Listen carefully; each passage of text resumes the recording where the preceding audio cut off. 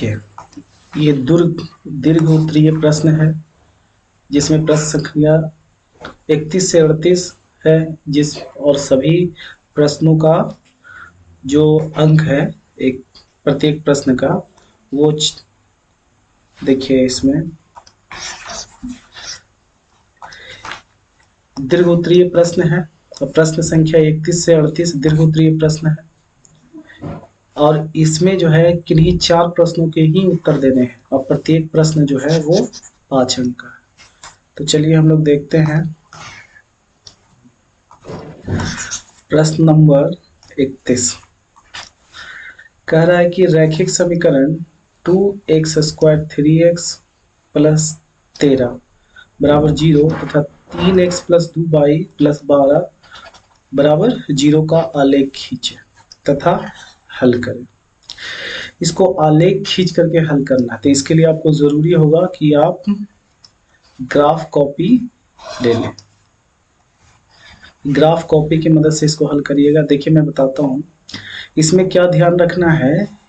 इसमें आपको ध्यान रखना है कि 2 पॉइंट आपको निकालने हैं। समीकरण ये एक है, जैसे देखिए 2x माइनस 3y प्लस 13 और बराबर 0, ये पहला समीकरण है।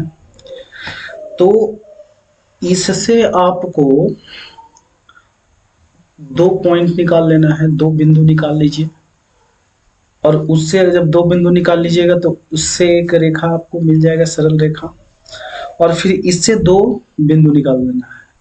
अब उसको आप खींचिएगा ग्राफ कॉपी पर तो निकल जाएगा। तो इसके लिए आपको क्या करना है, पहले इसको ऐसे लिख दीजिए x और y के पद में। जैसे देखिए यहाँ इसको 13 को उधर ले जाएंगे तो -13 हो जाएगा और प्लस इधर आकर के 3y हो जाएगा। अब देखिए क्या करेंगे, इसको x बराबर लिख देंगे -13 प्लस 3y बटा 2। आपको ध्यान रखना है कि पूर्ण संख्या ही हो तो ज्यादा बेहतर होगा। दशमलव में अगर आता है तो उसको आप बस ऐसे ले सकते हैं 1 पॉइंट तक, ठीक है। ऐसा नहीं कि 1.15 और 5.2 और 1.53 आ जाए, तो वैसे में आपको खींचने में बहुत परेशानी होगी। तो यहाँ पे क्या करना है, ये x है और ये y है। अब देखो यहाँ पे ऐसा मान रखना है, x का रखिए या y का रखिए, जो दोनों पूर्ण संख्याएं निकल जाए।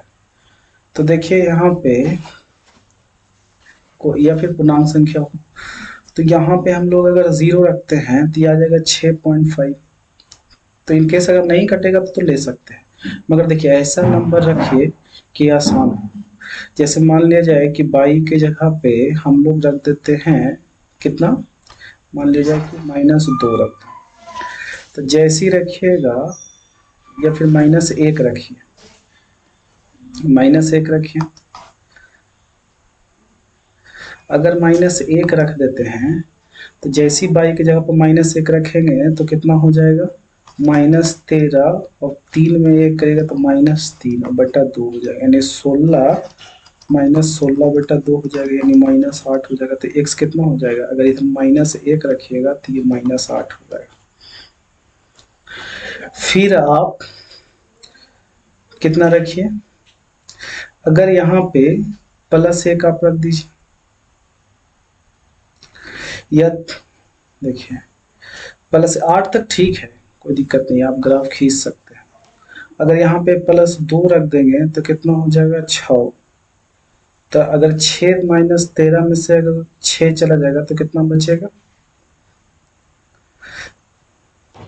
7 6 13। अगर 1 रख दीजिएगा आप तो कितना बचेगा, 10 -10, तो यानी कितना हो जाएगा, -5। तो देखिए 2 बिंदु आपको निकल गया। मान लिया जाए कि इसको 1 -8 और -1 और b निकल गया -5 और 1।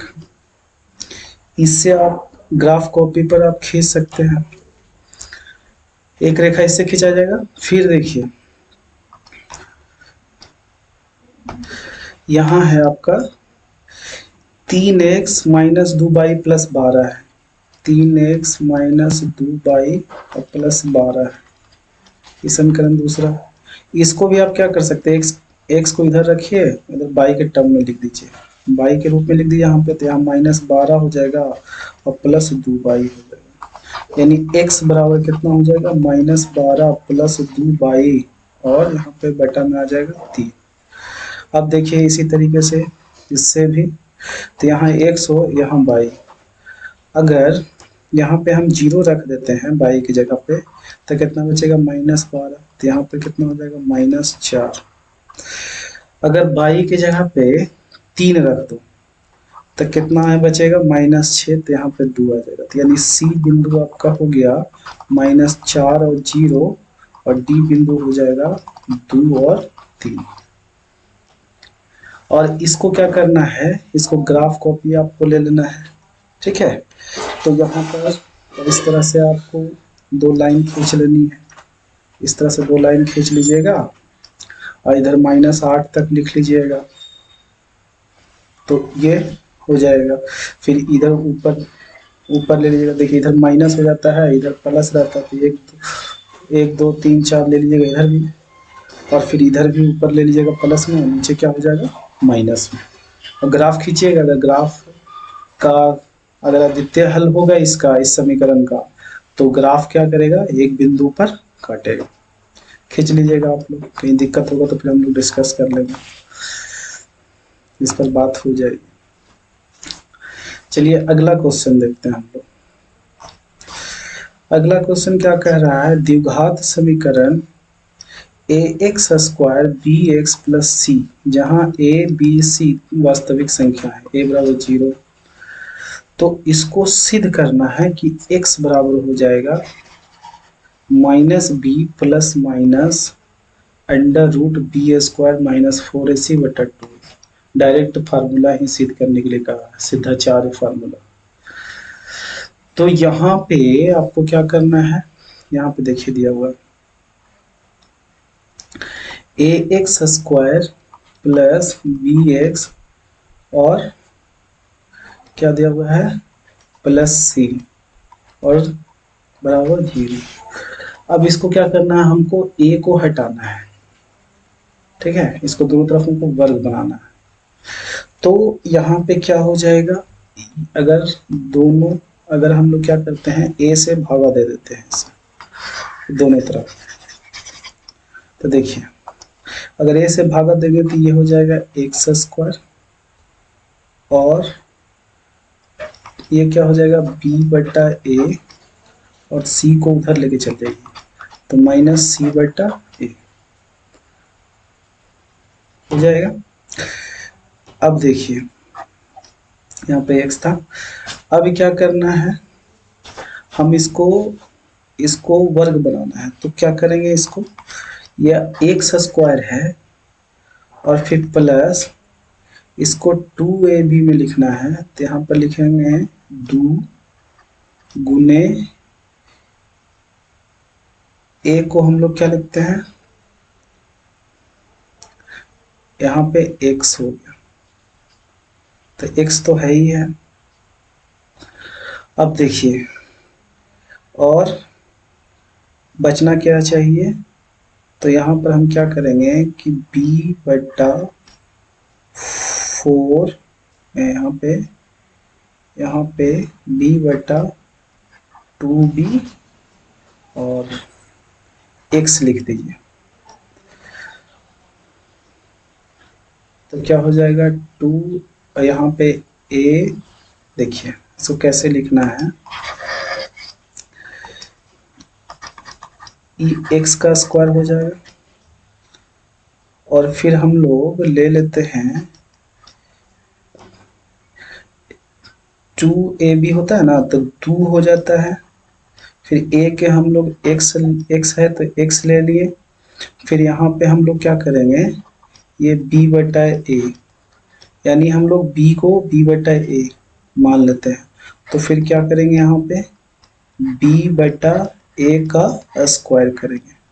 तो देखिए यहाँ पे 2 हम लोग लगाएं, तो यहाँ पे 2 से क्या करेंगे, भागा दे देंगे, तो क्या बचेगा, उतना ही बचेगा b बटा एक्स। ये देखिए ये फालतू आया, इसको अपने मन से जोड़ा, तो इसके मान में परिवर्तन ना हो उसके लिए हमको क्या करना पड़ेगा, उसके लिए हमको इसमें घटाना पड़ेगा, माइनस बी बटा ए का स्क्वायर। ठीक है, तो क्या बच जाएगा हमको, सी बटा ए बच जाएगा। अब देख लीजिए ये क्या हो गया, एक फार्मूला हो गया, ये A square plus 2ab plus B square. तो देखिए अगर 2 से 2 कटेगा तो यहाँ पर भी हमको 2 ही रखना पड़ेगा, यहाँ पर 2 ही, और यहाँ पर भी हमको क्या रखना पड़ेगा, 2 रखना पड़ेगा। ठीक है, अब देखिए यहाँ पे क्या हो जाएगा, a प्लस बी बटा 2a का स्क्वायर हो जाएगा, और इधर क्या हो जाएगा, इसको इधर लेके चल जाते हैं हम, तो c बटा ए हो जाएगा, और फिर प्लस में बी स्क्वायर बटा 4a स्क्वायर हो जाएगा। यहाँ तक कोई दिक्कत। अब देखिए यहाँ पे ये क्या बच गया, x प्लस बी बटा 2a और उसका स्क्वायर। अब यहाँ पर क्या करेंगे हम लोग, 4a स्क्वायर यानी 4a स्क्वायर, यहाँ पर हम लोग लघुत्तम ले लेते हैं, तो a कितना बच जाएगा, यहाँ पे एक तो 4 बच जाएगा, 4a बचेगा, तो यहाँ पे हो जाएगा माइनस 4ac, और यहाँ बचेगा b स्क्वायर। अब देख लीजिए ये x प्लस बी बटा 2a बचेगा, तो इधर क्या हो जाएगा, इधर हम लोग लिख देंगे अंडर रूट हो जाएगा माइनस, इसको लिख सकते हैं हम लोग बी स्क्वायर और फिर माइनस 4ac।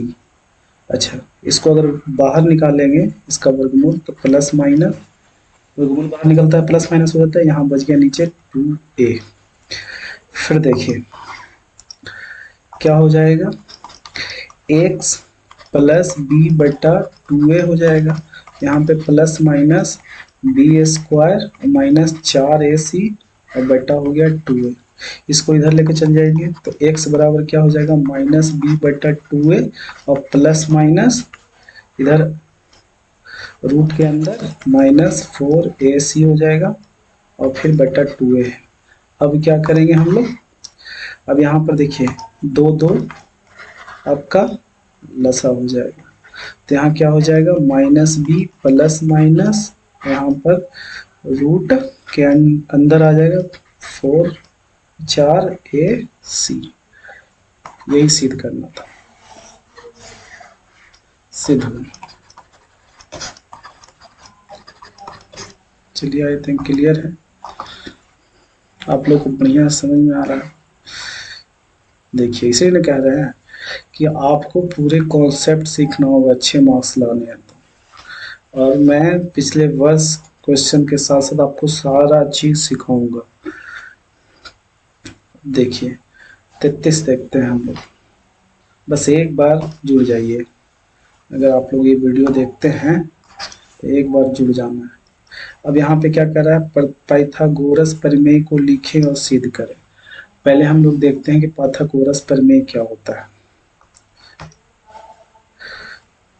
अब देखिए इसको इधर लेते हैं,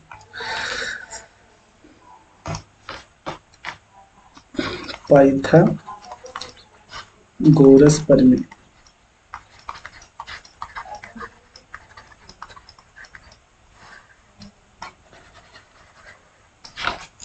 तो पाइथागोरस प्रमेय क्या कहता है, ये देखिए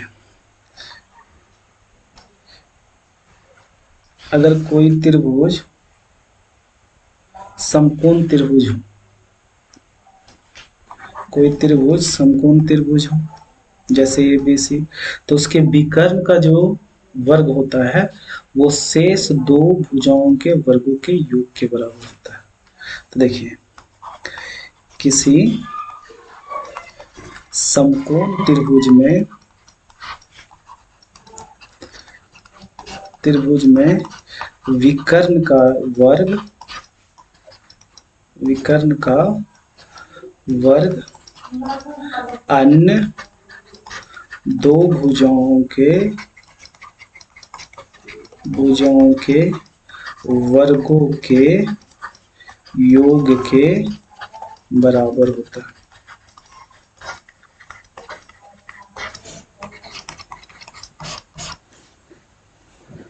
अब चलिए इसको सिद्ध करते हैं। तो जैसे आपको सिद्ध क्या करना है, मान लीजिए कि दिया है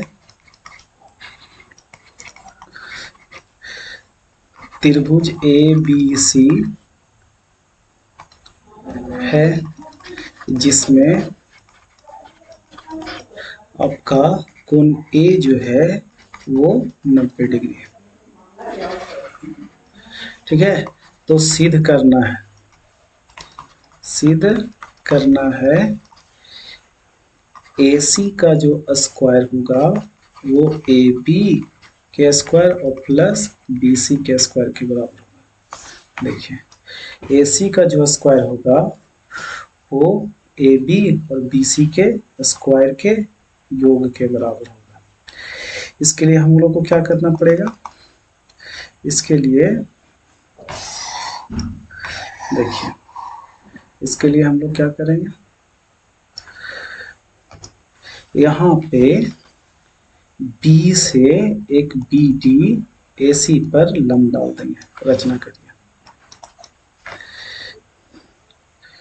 यहाँ पे रचना B से BD AC पर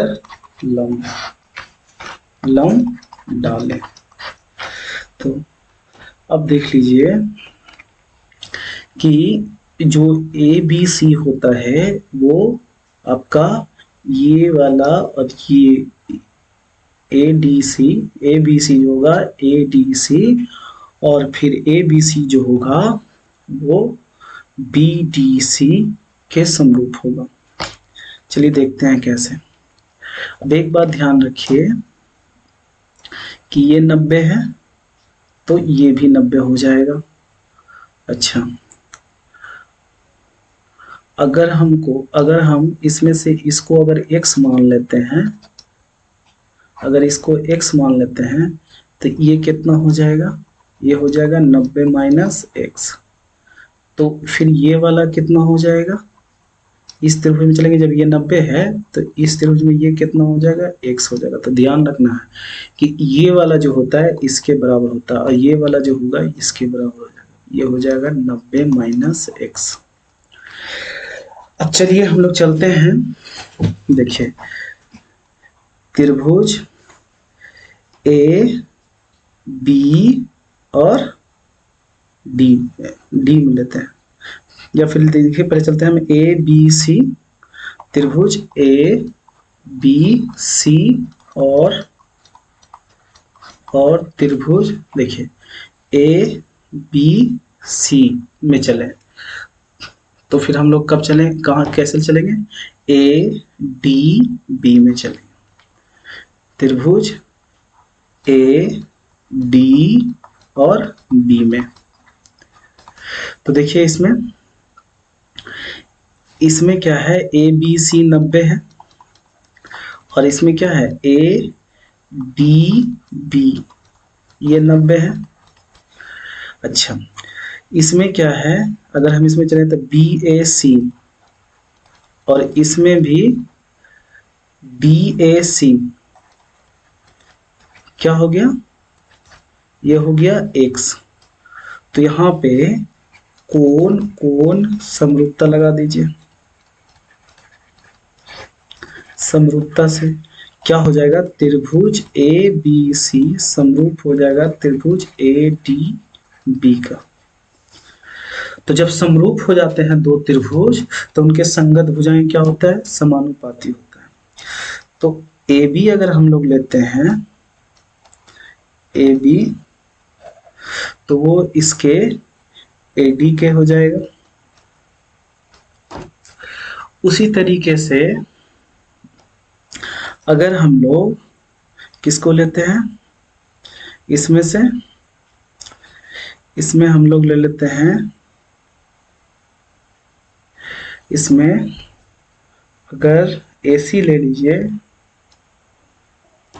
AC अगर ले लेते हैं तो क्या किसके बराबर हो जाएगा, वो AB का।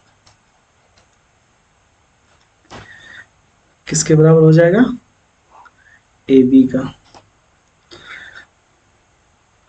तो देखिए, यानी कह सकते हैं कि AB स्क्वायर बराबर क्या हो जाएगा, AD और इंटू AC। समीकरण 1। पुनः अगर चलिएगा तो देख लीजिए, अगर चलते हैं त्रिभुज ABC और त्रिभुज, देखिए ABC चले हैं, तो अब कहाँ चलेंगे, DABC। तो फिर हम लोग अब कहाँ चलेंगे, BDC से चलेंगे। किस कहाँ चलेंगे, BDC। तो देखिए BDC में चलेंगे, तो देख लीजिए ABC जो होगा वो BDC के बराबर होगा, दोनों 90 है। अच्छा, उसके बाद ACB जो होगा, ACB वो BCD। ABC जो होगा, देखिए यहाँ पे ACB, यहाँ पे A C और B, ACB वो किसके बराबर होगा, BCD के, BCD के बराबर हो जाएगा। ठीक है, दोनों कितना है, 90 माइनस x। अब देखिए, अब हम लोग देखते हैं तो क्या हो जाएगा यहाँ पे। अब कौन कौन समरूपता से त्रिभुज ABC समरूप हो जाएगा त्रिभुज BDC का।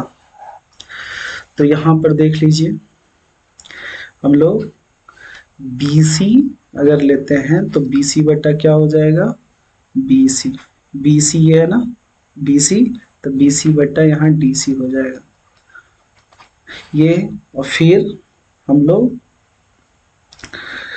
अगर हम लोग AC लेते हैं तो क्या हो जाएगा, यहाँ पे BC हो जाएगा, यानी BC स्क्वायर बराबर हो जाएगा AC गुने DC।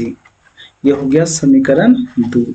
अब क्या करेंगे हम लोग, अब है ना समीकरण 1 और 2 को जोड़ने पर, अब इसको जोड़ेंगे हम लोग।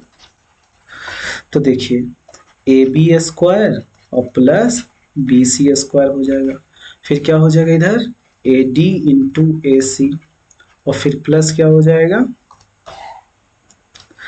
फिर प्लस हो जाएगा AC इंटू DC। तो क्या हो गया, AC अगर दोनों में से कॉमन ले लिया जाए तो क्या बचेगा, AD और प्लस DC। इधर है ये है AD स्क्वायर और प्लस BC स्क्वायर। अगर AC, अब देखिए इसमें देख लीजिए AD और DC को जोड़ेंगे तो पूरा AC हो जाएगा, तो यहाँ पर हम लोग लिख सकते हैं AC। तो क्या होगा, AB स्क्वायर और प्लस BC स्क्वायर, यानी AC स्क्वायर बराबर हो गया AB square plus BC square. यही आपको सिद्ध करना था, सिद्ध हो। देखिए क्वेश्चन नंबर 34, यहाँ भी सिद्ध करना। करा सिद्ध करें कि दो समरूप त्रिभुजों के क्षेत्रफल का अनुपात उनके संगत भुजाओं के वर्गों के अनुपात के बराबर होता है। इसको सिद्ध करना है। तो देखिए यहाँ पे क्या कह रहा है, दो त्रिभुज दिया हुआ, मान लिया जाए कि त्रिभुज ABC और त्रिभुज पी क्यू आर, दो समरूप त्रिभुज हैं। ए बी सी और त्रिभुज पी क्यू आर। तो यहाँ पे माना कि त्रिभुज ए बी सी समरूप है त्रिभुज पी क्यू आर का। तो जब ये होगा समरूप हो जाएगा तो इसके संगत भुजाएं क्या हो जाएगी, समानुपाती हो जाएगा। तो यहाँ पे हम लोग लिख सकते हैं कि ए बी बटा पी क्यू और बी सी बटा क्यू आर और ए सी बटा पी आर, बी सी बटा क्यू आर और ए सी बटा पी आर, यानी संगत भुजाएं क्या हो जाएगी, समानुपाती। संगत भुजाएं समानुपाती, समानुपाती हो जाएगी। अब यहाँ पे हमको क्या सिद्ध करना है वो देखिए, यहाँ पे लिख दीजिए। सिद्ध करना है कि किसी दो समरूप त्रिभुज के क्षेत्रफलों का अनुपात संगत भुजाओं के अनुपात के बराबर होता है। तो हमको सिद्ध क्या करना है, सिद्ध करना है कि क्षेत्रफल ABC का क्षेत्रफल और PQR का क्षेत्रफल का अनुपात इसके भुजाओं के अनुपात के बराबर होता है। यानी कह सकते हैं BAB बाई PQ के स्क्वायर के बराबर होगा, या तो फिर कह सकते हैं BC बटा QR के, या तो फिर कह सकते हैं कि AC बटा PR के वर्ग के बराबर होगा। इसके लिए आपको करना क्या है, यहाँ पे थोड़ा सा रचना करना होगा। रचना, तो क्या रचना करेंगे, ए से मान लिया जाए इस पर लंब डाल देते हैं, ए से AM लंब डाल दिए किस पर, BC पर, और यहां से PN लंब डाल दिए किस पर, QR पर। तो क्या किए, AM लंब डालें BC पर और PN लंब डालें QR पर। तब देखिए अब हम लोग क्या करेंगे, उत्पत्ति में देखिए यहाँ पे त्रिभुज ABM और त्रिभुज PQN में, इसमें क्या हो जाएगा, जब ये समरूप था तो ये वाला कोण और ये वाला कोण संगत कोण बराबर होगा। तो इसका B जो होगा इसका Q के बराबर होगा, संगत कोण है। क्योंकि त्रिभुज ABC PQR के समरूप था तो यहाँ पे क्या हो जाएगा, संगत कोण बराबर हो जाएगा। फिर उसके बाद देखिए यहाँ पे अगर ये लंब है तो हम लिख सकते हैं कि AMB बराबर PNQ बराबर हो जाएगा। क्यों, क्योंकि दोनों 90 डिग्री हो जाएगा। तो कह सकते हैं कि त्रिभुज ABM समरूप हो जाएगा त्रिभुज PQN का। तो इनके संगत भुजाएं क्या हो जाएगा, यानी AB बाई कह सकते हैं PQ क्या हो जाएगा, AM बाई AN के बराबर हो जाएगा। अब देखिए, अब क्या हम लोग जानते हैं कि त्रिभुज के क्षेत्रफल क्या होता है। देखिए त्रिभुज का क्षेत्रफल क्या होता है, त्रिभुज का क्षेत्रफल बराबर होता है 1/2 और गुने आधार गुने ऊंचाई। तो देखिए हम निकालते हैं त्रिभुज किसका, त्रिभुज ABC, त्रिभुज ABC का क्षेत्रफल त्रिभुज ए बी सी का क्षेत्रफल और त्रिभुज पी क्यू आर का क्षेत्रफल का अनुपात, तो क्या हो जाएगा 1/2 हो जाएगा। फिर गुने आधार, आधार क्या है बी सी, और ऊंचाई क्या है, ऊंचाई है ए एम। यहाँ देख लीजिए, यहाँ पर आधा हो जाएगा और आधार क्या है तो क्यू आर, और ऊंचाई क्या है, ऊंचाई जो है वो पी एन है।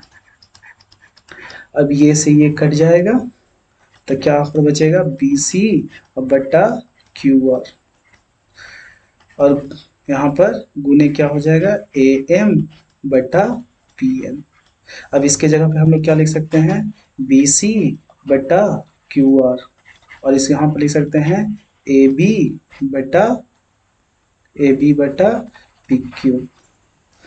अब देख लीजिए ए बी बट्टा पी क्यू के बराबर है यहाँ पे बी सी बटा क्यू आर, तो यहाँ पर हम लोग लिख देते हैं बी सी बटा क्यू आर, और यहाँ पर लिख देते हैं बी सी बटा क्यू आर। तो यहाँ पर क्या हो जाएगा बी सी बटा क्यू आर का होल स्क्वायर।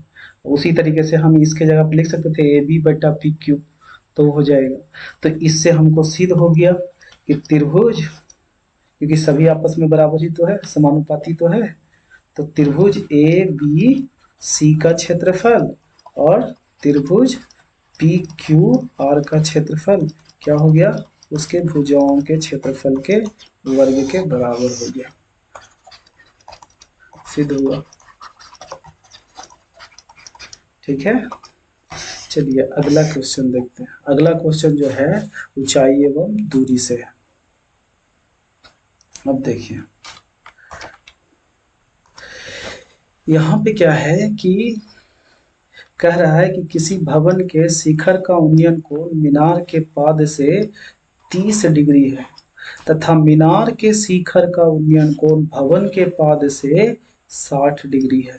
यदि मीनार की ऊंचाई 60 मीटर हो तो भवन की ऊंचाई ज्ञात करिए। यहाँ पे क्या कह रहा है जो देखिए, यहाँ पे क्या है एक भवन है, एक क्या है भवन है, और फिर एक क्या है मीनार है। ठीक है, अब ये देखो ये दोनों का पाद को मिलाने वाली रेखा है।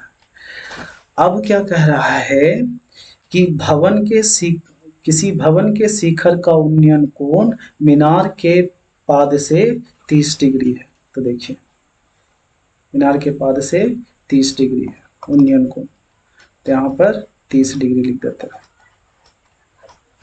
फिर आगे देखिए क्या कह रहा है कि मीनार के शिखर का उन्नयन कोण भवन के पाद से 60 डिग्री है। तो देखिए यहाँ पे ये 60 डिग्री है, ये कितना है 60 डिग्री। फिर कह रहा है मीनार की ऊंचाई आपका कितना है 60 मीटर है। मीनार की ऊंचाई कितना है वो 60 मीटर है।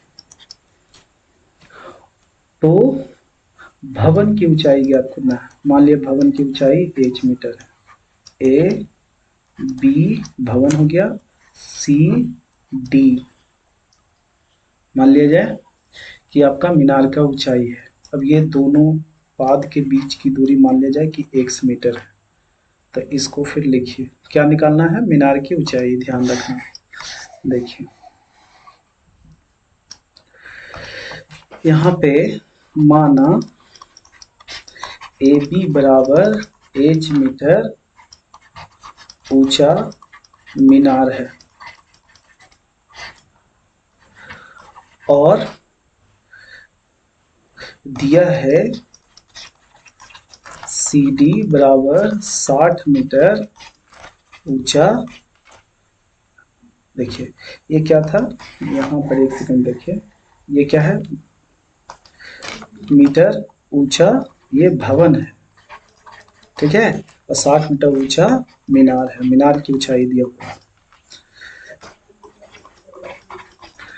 अब देख लीजिए यहाँ पे मान लीजिए कि दोनों के पाद की दूरी x मीटर है। अब हम लोग कहाँ चलेंगे? अब चलेंगे त्रिभुज ये वाला में, ए बी डी में, त्रिभुज ए बी डी में। तो यहाँ पर हम लोग क्या लिखेंगे, लेंगे tan 30 डिग्री। तो tan 30 डिग्री का क्या हो जाएगा, h बटा x। तो tan 30 कितना होता है, 1 बटा √3 यानी h बटा x। तो क्या हो जाएगा, x बराबर हो जाएगा √3h। x बराबर क्या हो जाएगा, √3। समीकरण 1 मानते हैं। फिर पुनः हम लोग चलते हैं त्रिभुज बी सी डी में। तो इसमें क्या चलेंगे हम लोग, tan 60 डिग्री से। तो ये कितना हो जाएगा, 60 बटा x, लंब बटा आधार। तो कितना हो जाएगा, ये होता है √3। तो कितना हो जाएगा, 60 बटा x, यानी √3x बराबर हो जाएगा 60। तो x बराबर हो जाएगा 60 बटा √3। अगर इसको परिमेयकरण कर दीजिएगा तो कितना हो जाएगा, ये 3 हो जाएगा, 20 या 60, यानी कितना हो जाएगा 20√3। तो x बराबर कितना आ गया, 20√3। तो फिर x का मान समीकरण 1 में रख दीजिए। 1 में रखने पर यहाँ पर हो जाएगा 20√3 बराबर √3h। √3 कट जाएगा, h बराबर कितना हो जाएगा, h बराबर हो जाएगा 20 मीटर। तो हम लोग कह सकते हैं, अतः मीनार की ऊंचाई, भवन की ऊंचाई, भवन की ऊंचाई 20 मीटर है। ठीक है, चलिए अगला क्वेश्चन देखते हैं। यहाँ पर देखिए 36वां कह रहा है कि बिंदु यहाँ पे दिया हुआ है, यहाँ पे 4 बिंदु दिए हुए हैं। और क्या कह रहा है कि यदि बिंदु -4 -3 4 0 -5 तथा 5 6 किसी चतुर्भुज के शीर्ष हो तो उस चतुर्भुज का क्षेत्रफल ज्ञात करिए। उस चतुर्भुज का क्षेत्रफल ज्ञात करिए। तो देखिए पहले तो हमको पता करना है कि ये किस प्रकार का चतुर्भुज है। ठीक है, हमको पता करना है कि ये किस प्रकार का चतुर्भुज है।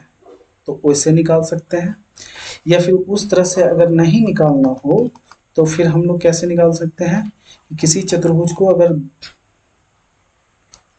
मान लिया जाए कि ये चतुर्भुज दिया हुआ है,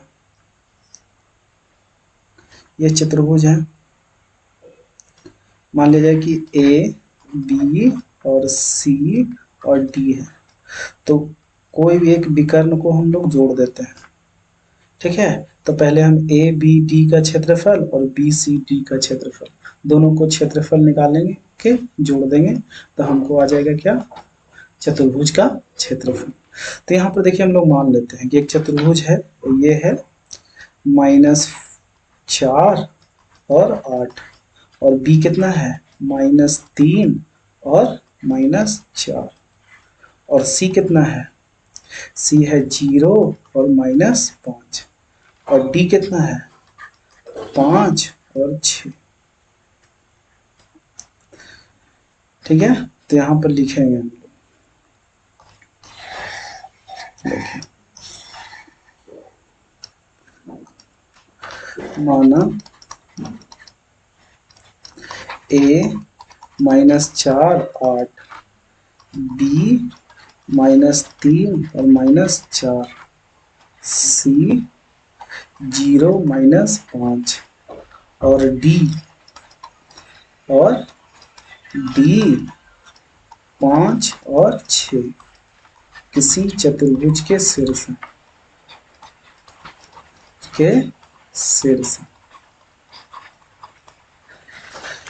तो पहले हम क्या करेंगे, पहले हम लोग निकालते हैं त्रिभुज ए बी डी का क्षेत्रफल। तो ए बी डी का क्षेत्रफल, तो देखिए इसको हम लोग देखिए फार्मूला लिखिए, क्षेत्रफल का फार्मूला क्या होता है, 1/2 इंटू x1 बाई 2 -/3 और plus x2 by 3 minus by 1 और प्लस x3 कितना हो जाता है बाई 1 माइनस बाई 2। कोई दिक्कत? अब देखिए क्या चीज चलना है, ए बी डी में, ए बी डी में, ए बी डी का क्षेत्रफल निकालिए। तो देखिए अब देखिए दो विकर्ण है ना, किसी को आप ज्वाइन कर दीजिए और निकाल दीजिए।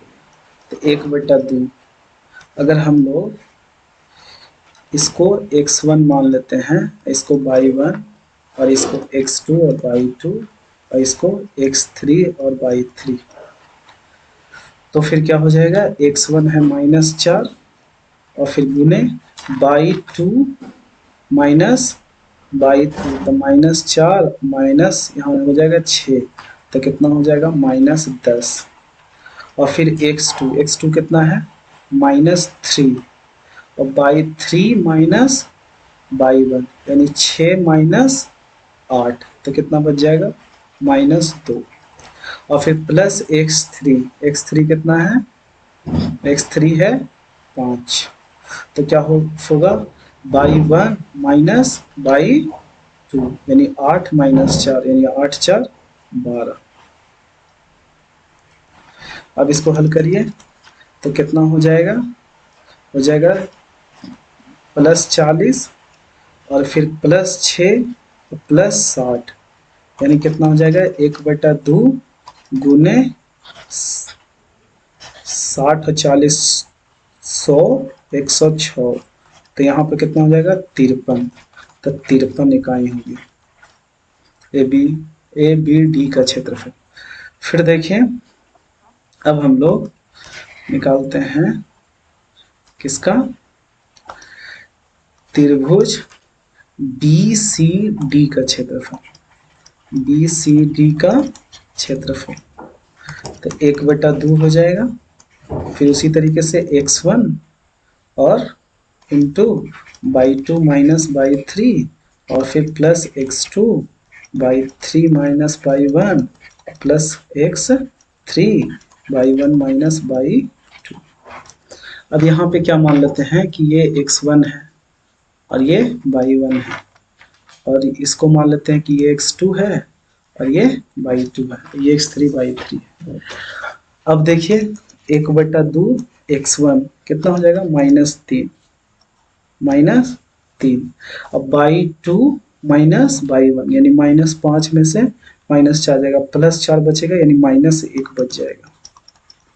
फिर प्लस x2 0 है, तो जैसे ही x2 0 है तो ये सब यहाँ पे 0 हो जाएगा, तो लिखने की ज़रूरत ही नहीं है। और फिर यहाँ पर क्या है x3, तो x3 कितना है 5, फिर क्या होता है y1 माइनस y2, तो y1 माइनस y2 यानी -4 में से माइनस, तो कितना बच जाएगा -4 में से, तो यहाँ पे +1 बच जाएगा, तो कितना हो जाएगा 1/2 यहाँ पे +3 और +5, तो कितना हो जाएगा 1/2 8, कितना हो जाएगा 4 इकाई। तो चतुर्भुज ए बी सी डी का क्षेत्रफल क्या हो जाएगा, दोनों को जोड़ दीजिए, त्रिभुज ए बी डी का क्षेत्रफल प्लस त्रिभुज बी सी डी का क्षेत्रफल यानी 53 प्लस कितना हो जाएगा 4 यानी 69 इकाई। आगे का क्वेश्चन देखते हैं। अब देखिए यहाँ पे क्या कह रहा है 37 कि 6 सेंटीमीटर त्रिज्या वाले एक वृत्ताकार चकती को 3 त्रिज्यखंडों में विभक्त किया गया, जिनके केंद्रक कोण 90 डिग्री 120 डिग्री और 150 डिग्री है। तो 150 केंद्रीय कोण वाला त्रिज्यखंड संपूर्ण चकती का कौन सा भाग होगा, 3 त्रिज्यखंडों को का क्षेत्रफल भी ज्ञात करिए।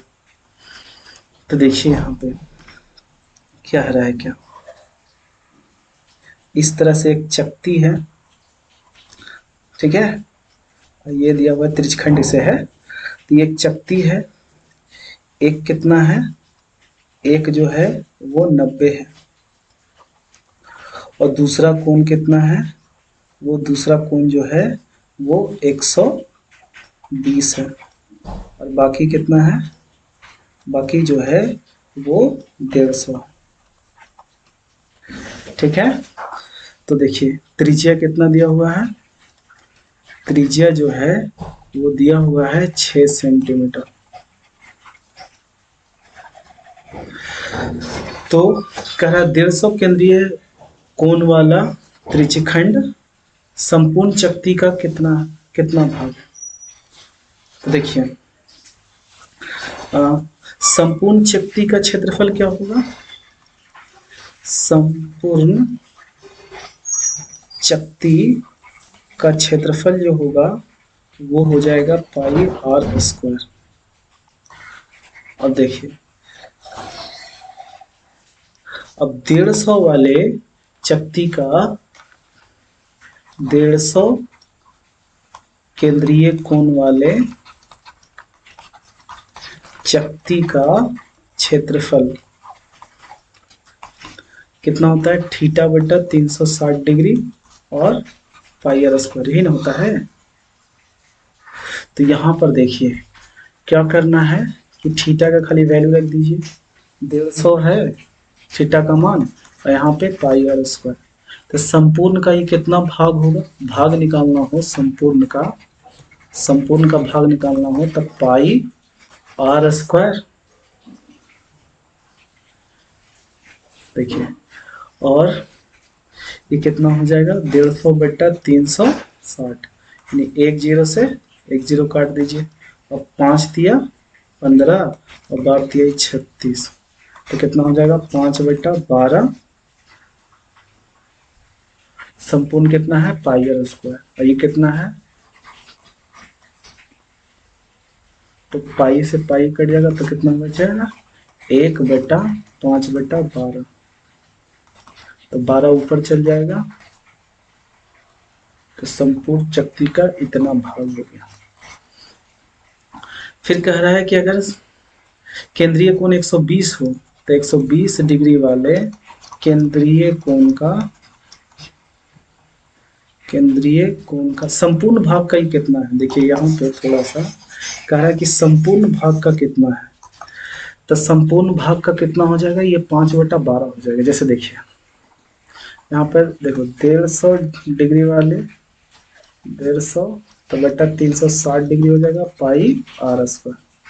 तो संपूर्ण का भाग बोल रहा है, संपूर्ण का भाग, तो संपूर्ण का भाग बोल रहा है, तो ये कितना हो जाएगा 150 बटा 360 पाई आर स्क्वायर संपूर्ण का भाग, तो ये नीचे आएगा, तो कितना हो जाएगा 1 जीरो 5 बटा 12,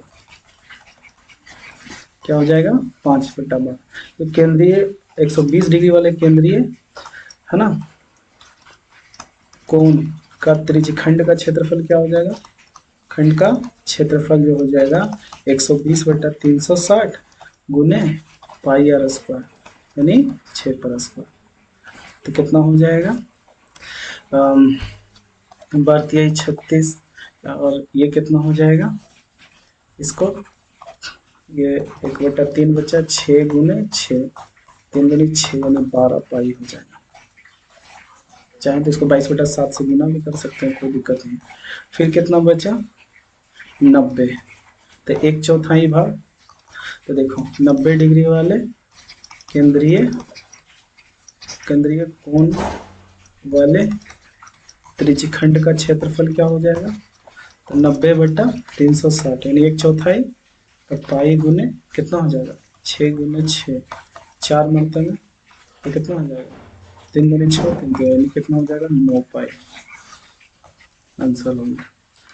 आगे देखते हैं अगला 38। यहाँ पर एक आंकड़ा दिया हुआ है, क्या दिया हुआ है, एक आंकड़ा है, देखिए इसको दिखा देता हूँ।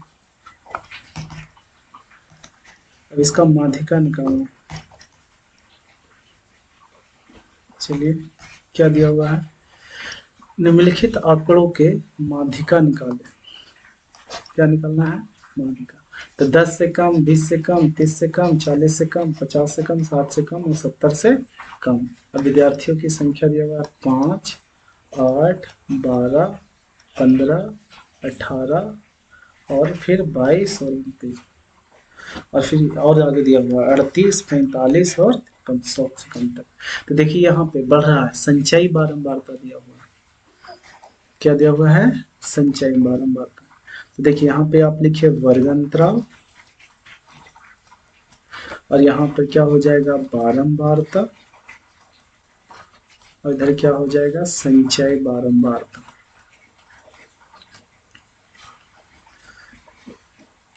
देखिए इसको मैं हटाता हूँ।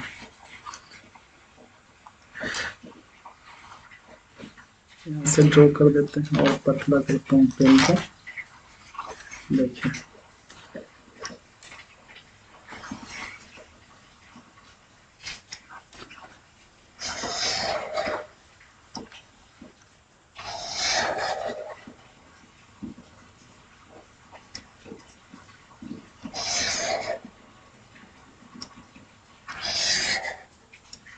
देखिए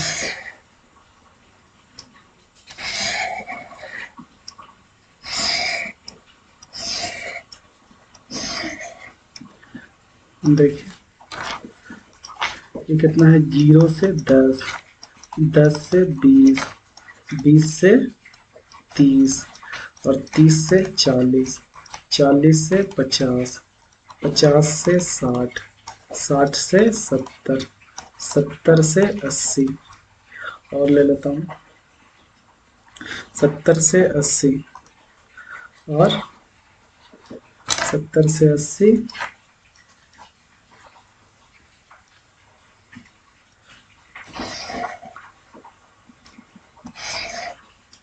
और क्या हो जाएगा 80 से 90 और 90 से 100। संचय बारंबारता दिया हुआ है 5, 8, 12, 15 और फिर 18, फिर 22, फिर 29 और फिर 38 और फिर 38, फिर 45 और फिर कितना दिया हुआ है 53। तो देखिए यहाँ पे ये 5 हो जाएगा और ये 3 होगा, तभी ना 5 और 3 8 और इसमें से घटाइए तो फिर 4, फिर इसमें से इसको घटाइए तो फिर 3, फिर इसमें से घटाइए तो 3, फिर 18 4 22, 22 और 7 29, 29 और 9 38, 38 और 7 45 और कितना हो जाएगा 45 और 8 53। तो n का मान कितना हो गया 53। तो n/2 कितना हो जाएगा, तो n/2 हो जाएगा 2 दूना 4, 6 दूनी 12, 26.5 किस में आएगा, 26 पॉइंट इसमें आएगा। तो ये हो जाएगा कैपिटल एफ और ये हो जाएगा स्मॉल एफ, बड़ा एफ छोटा एफ और ये हो जाएगा एल और आई कितना है, तो आई है 10। तो देखिए माध्यिका बराबर फार्मूला क्या होता है, इसको इधर ले लेता हूँ। माध्यिका बराबर होता है एल प्लस n/2 और माइनस बड़ा एफ और बटा छोटा एफ और ऊंचाई। तो एल कितना है जी, एल है 60 और फिर प्लस n/2 कितना है, तो 26.5 और फिर ये कितना है बड़ा एफ माइनस 22, छोटा एफ कितना है 7 और ऊंचाई कितना है 10। तो यहाँ हो गया 60 प्लस घटाइएगा तो कितना हो जाएगा 22 और 4 26, 4.5 बटा 7 गुने 10। तो कितना होगा 60 प्लस 45 बटा 7। तो कितना हो जाएगा 420 प्लस 45 बटा 7। तो कितना हो जाएगा 5, 4 2 6 और 4, 465 बटा 7 भागा दे दीजिए 465 में 7 से, तो 7 छक 42, कितना आ जाएगा? इस 7 छक 42, 3 7 चौके 28, यानी 7 चौके 28, 7 दूना 14, यानी 66.2 अंक लिखिए, 42 समथिंग, ये आपका मान है।